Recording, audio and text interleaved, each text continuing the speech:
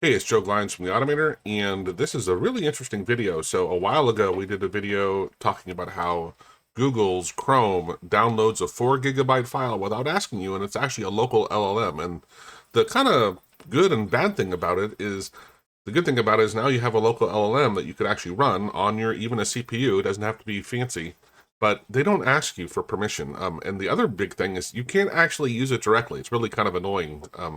It will They have tools that will call it, but you can't use it. So of course we wanted to hack that. Let me switch my desktop here. So we created just an HTML page, which you can get from, let me see here.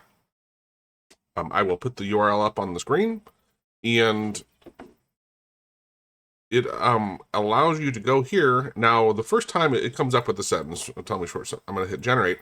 Now this, I had already hit this earlier, so it was almost instantaneous. Tell me about dogs and generate. So you can, I wouldn't use this for developing on like code, but why is the sky blue? Now, what's important to remember is this is a local LLM. I'm not on the internet, even though it says Chrome and stuff. I'm actually running a local server. It's I think, like I said, it's a 4 GB file.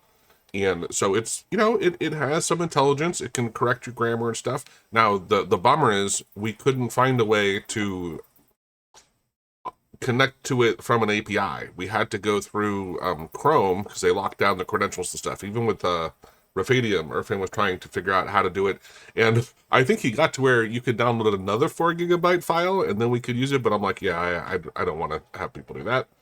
But it's a very cool thing. So if you're interested in just having a local LLM that you can ask quick questions, simple questions to, maybe, write me this sentence. Now, again, I don't think there's any way to train it, but it's just kind of fun to play with. So if you're interested in that, and when you get our file and you go to run it, it will, the first time you run it, it'll say it's not configured. Do you want to configure it? And because it walks you through, you have to actually go turn it on. This is the other weird thing. You download the file, but sometimes it's not even enabled.